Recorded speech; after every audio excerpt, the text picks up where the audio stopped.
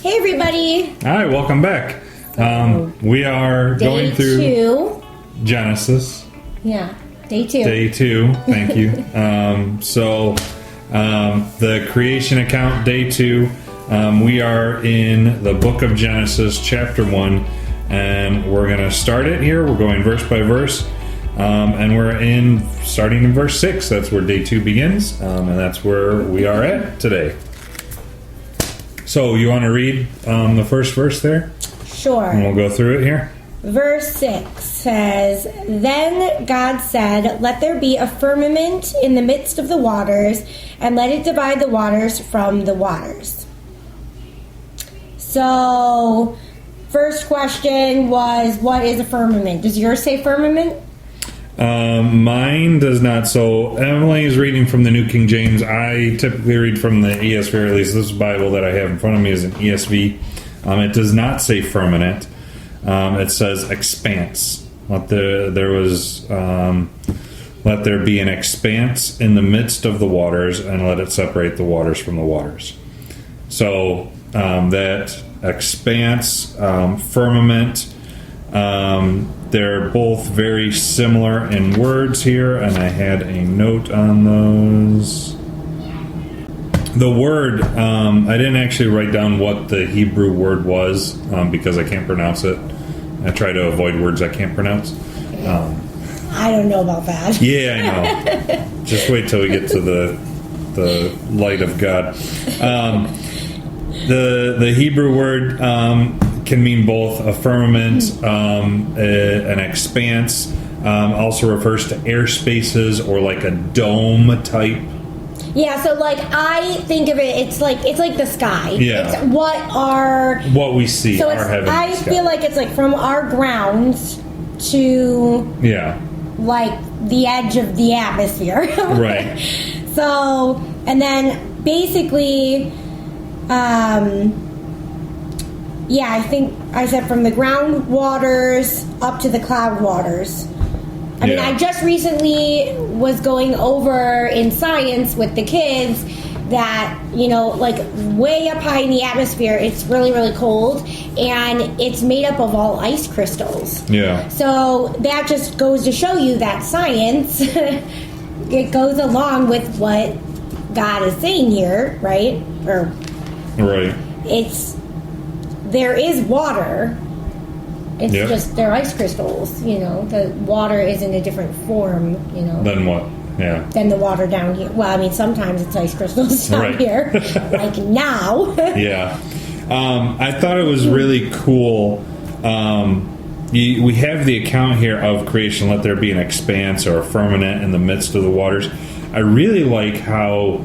In the book of Job, you've got God conversing with Job, and God asked Job this question, and it really kind of makes it more of a picture of what happened here. At least in my mind, it reckons it a little bit more. And he says, Job 38, starting in verse 4, God speaking here, he's talking to Job. He says, Where were you when I laid the foundations of the earth?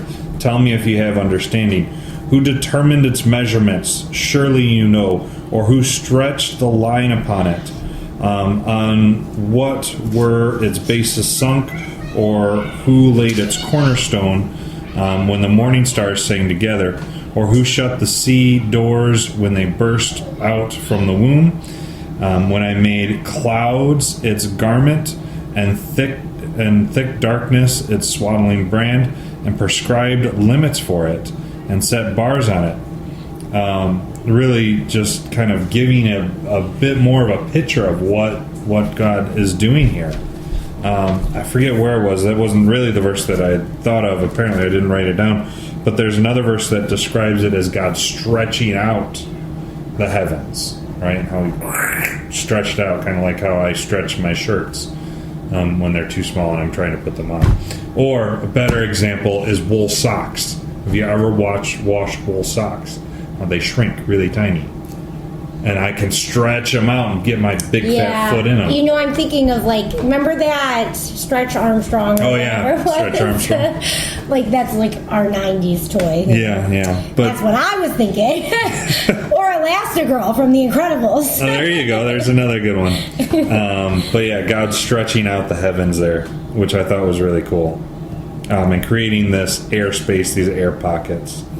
Above the earth. Should I read verse 7? Yeah, go ahead and read verse 7 there. So verse 7 says, Thus God made the firmament and divided the waters which were under the firmament from the waters which were above the firmament, and it was so. So I felt like verse 6 and verse 7 were very, very similar. Yeah. And it was just a little more of a description. Right, it's more of a description. It's going back to showing that airspace, that air pocket that's being created. And when we get down into verse 20, it's going to describe even further what the purpose of that airspace is for, and it's for the birds. Because that's... Yeah. It's for the birds. Well. And then, can I read 8? Yeah. Okay, cool.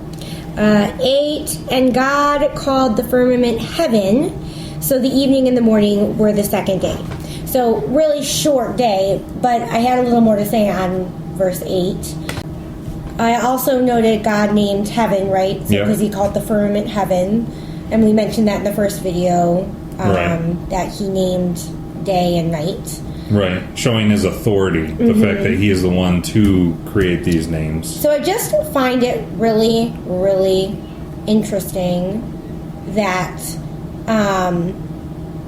this is, we kind of talked about it for day one's video, but like, this is showing your first heaven, which is the sky, right? He was creating that sky for the birds. Yep.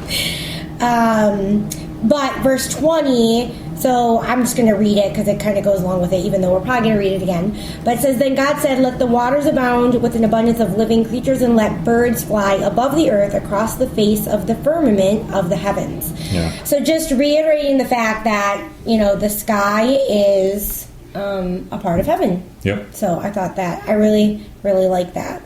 And again, showing that heavens is plural. Within verse 20 it says heavens, right?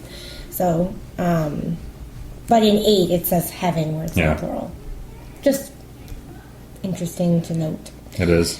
And then also the evening and the morning, and again going and noting that there's still no sun, still no moon. Still no sun, still no moon, but there still is that time, and that's really what that's denoting there.